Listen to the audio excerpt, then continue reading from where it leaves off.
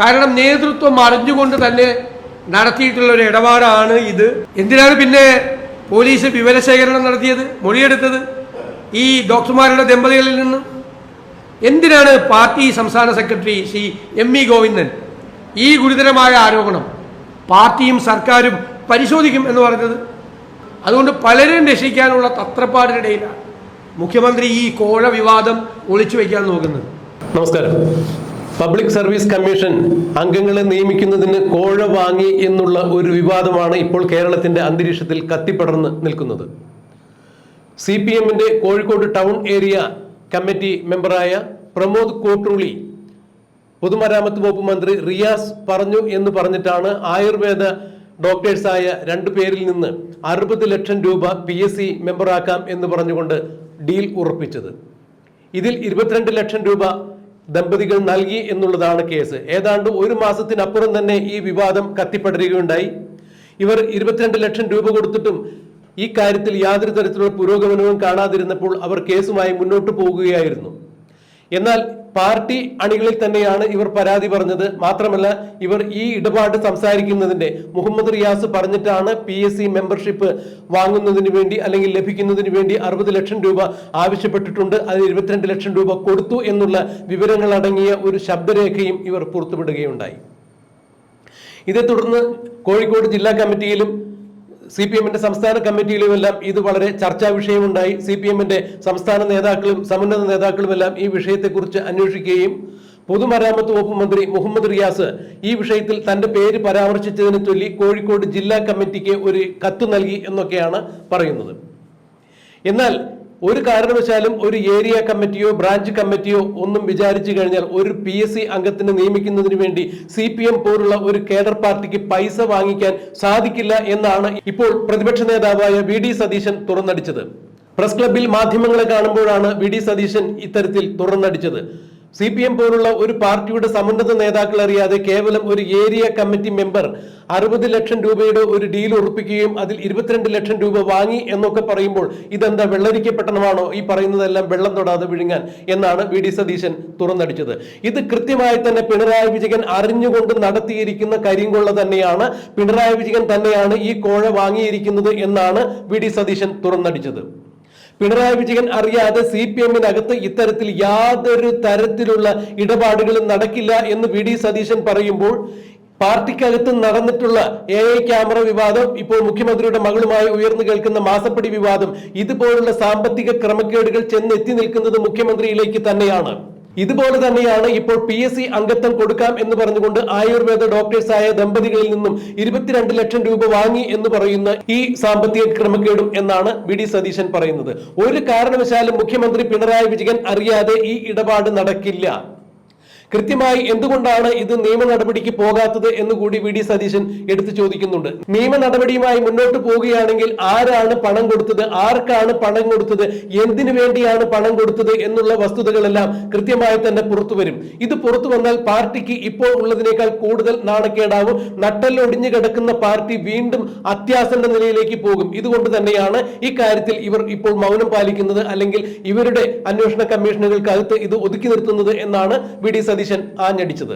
പിണറായി വിജയൻ അറിയാതെ CPM-നകത്ത് ഇത്തരത്തിൽ യാതൊരു തരത്തിലുള്ള സാമ്പത്തിക ക്രയവിക്രയങ്ങളും നടക്കില്ല. ഇതുപോലുള്ള ഒരു ഹ്യൂജ് എമൗണ്ടിന്റെ ഡീൽ നടക്കണം എന്നുണ്ടെങ്കിൽ അത് പിണറായി വിജയൻ അറിഞ്ഞിട്ട് തന്നെയാണ്. പിണറായി വിജയന്റെ മരുമകനായ മുഹമ്മദ് റിയാസ് അറിഞ്ഞുകൊണ്ട് തന്നെയാണ്. ഇപ്പോൾ കേവലം കോഴിക്കോട് ടൗൺ ഏരിയ കമ്മിറ്റി മെമ്പറായ ഒരു പ്രമോദ് കോട്ടൂളിയുടെ പുറത്ത് ഇത്തരം കാര്യങ്ങളെല്ലാം വച്ചുകെട്ടി തടിയൂരി രക്ഷപ്പെടുവാനാണ് മുഖ്യമന്ത്രിയും കൂട്ടരും ശ്രമിക്കുന്നത് എന്നുകൂടി VD സതീശൻ തുറന്നു പറയുന്നു. കൃത്യമായി ഇതിൽ നിയമപരമായ ഒരു അന്വേഷണമാണ് പ്രതിപക്ഷം ആവശ്യപ്പെടുന്നത് എന്നാണ് VD സതീശൻ പറഞ്ഞത്. പ്രസ് ക്ലബിൽ മാധ്യമങ്ങളെ കണ്ടപ്പോഴാണ് VD സതീശൻ മുഖ്യമന്ത്രിയുടെ മരുമകനായ പൊതുമരാമത്ത് വകുപ്പ് മന്ത്രിക്കും CPM-നും എതിരെ അതീവ ഗുരുതരമായ ഈ ആരോപണങ്ങൾ ഉന്നയിച്ചത്. മുഖ്യമന്ത്രി അറിയാതെ ഇതിൽ യാതൊരു തരത്തിലും ഒരു ഇടപാട് നടക്കില്ല. CPM-നകത്ത് കോഴ ഇടപാട് നടന്നിട്ടുണ്ടെങ്കിൽ തർക്കമില്ല. ചത്തത് കീചകനെങ്കിൽ കൊന്നത് ഭീമൻ തന്നെ എന്ന് പറയുന്നത് പോലെ മുഖ്യമന്ത്രിക്ക് കൃത്യമായി ഇതിൽ പങ്കുണ്ടാകും. ഈ കോഴയുടെ പുറകിൽ പ്രവർത്തിച്ചിരിക്കുന്നത് മുഖ്യമന്ത്രി തന്നെയാണ് എന്നാണ് VD സതീശൻ അടിവരയിട്ട് പറയുന്നത്. പ്രസ് ക്ലബിൽ മാധ്യമങ്ങളെ കണ്ടപ്പോൾ VD സതീശൻ സംസാരിച്ചതിന്റെ പ്രസക്ത ഭാഗങ്ങൾ നമുക്കൊന്ന് കേൾക്കാം. ഇത് 1 മാസത്തിലധികമായി ഈ സംഭവം പാർട്ടിയുടെ ശ്രദ്ധയിൽപ്പെട്ടിട്ട് പാർട്ടി തന്നെ പോലീസ് സ്റ്റേഷനായി, പാർട്ടി തന്നെ കോടതിയായത് കൈകാര്യം ചെയ്യുക. ഭരണഘടനാ സ്ഥാപനമാണ് പബ്ലിക് സർവീസ് കമ്മീഷൻ.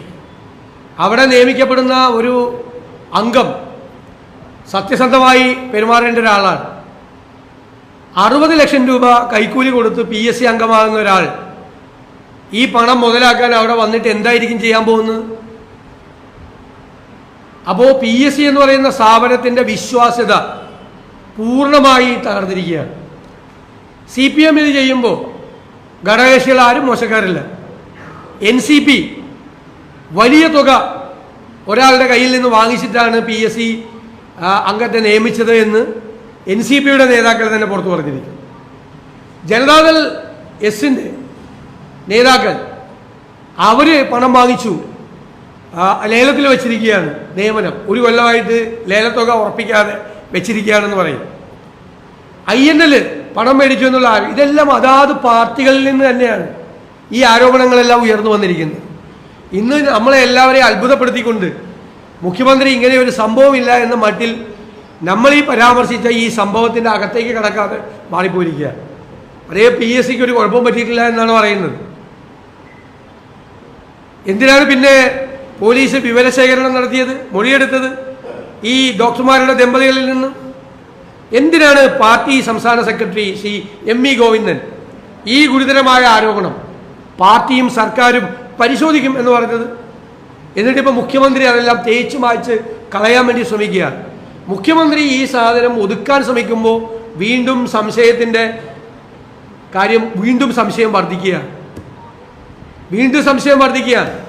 കാരണം നേതൃത്വം അറിഞ്ഞുകൊണ്ട് തന്നെ നടത്തിയിട്ടുള്ള ഒരു ഇടപാടാണ് ഇത് എന്ന് സംശയിക്കത്തക്ക രീതിയിലേക്ക് പോവുകയാണ്. അതുകൊണ്ട് പലരും രക്ഷിക്കാനുള്ള തത്രപ്പാടിനിടയിലാണ് മുഖ്യമന്ത്രി ഈ കോഴ വിവാദം ഒളിച്ചു വയ്ക്കാൻ നോക്കുന്നത്. പാർട്ടിയിൽ ഇത് അങ്ങാടിപ്പാട്ടാണ്. പാർട്ടിയിലെ മുഴുവൻ ആളുകൾക്കറിയാം. നിങ്ങൾക്ക് എല്ലാവർക്കും അറിയാവുന്നതുപോലെ പൊതുമരാമത്ത് മന്ത്രി കൊടുത്ത പരാതിയിൽ കോഴിക്കോട് പാർട്ടിയിൽ ഒരു കോക്കസ് ഉണ്ട് എന്ന് പറഞ്ഞിരിക്കുന്നു. കണ്ണൂർ പാർട്ടി വിട്ട ആളുകൾ അധോലോക സംഘമാണ് പാർട്ടിയെ നിയന്ത്രിക്കുന്നതെന്ന് പറയുന്നു. അപ്പോൾ ജീർണത ബാധിച്ച പാർട്ടിയായി, കച്ചവടം നടത്തുന്ന പാർട്ടിയായി, സർക്കാർ സ്ഥാപനങ്ങളെ, ഭരണഘടനാ സ്ഥാപനങ്ങളെ പോലും കളങ്കപ്പെടുത്തുന്നവരായി അവർ മാറിയിരിക്കും. അപ്പോൾ ഈ CPM ഇതാണ് ചെയ്യുന്നതെങ്കിൽ ഘടകകക്ഷികൾ അത് തന്നെ ചെയ്തുകൊണ്ടിരിക്കുക. ലക്ഷക്കണക്കിന് ഉദ്യോഗാർത്ഥികൾ പ്രതീക്ഷ അർപ്പിച്ചിരിക്കുന്ന സ്ഥാപനമാണ് പബ്ലിക് സർവീസ് കമ്മീഷൻ. ആ സ്ഥാപനത്തിൻ്റെ വിശ്വാസ്യത മുഴുവൻ തകർക്കുന്ന ഈ നടപടിയാണ്. അതുകൊണ്ട് ഞങ്ങൾ സമരത്തിലേക്ക് പോകും. ഈ കേസ് അന്വേഷിച്ചേ മതിയാവും. ഈ കേസിൽ ഉത്തരവാദികളായ ആളുകളെ നിയമത്തിൻ്റെ മുന്നിൽ കൊണ്ടുവന്നേ മതിയാവും. പാർട്ടി പോലീസ് സ്റ്റേഷനും പാർട്ടി കോടതിയുമാകാൻ പറ്റില്ല എന്നുള്ള ശക്തമായ നിലപാട് ഞങ്ങൾ സ്വീകരിക്കുക.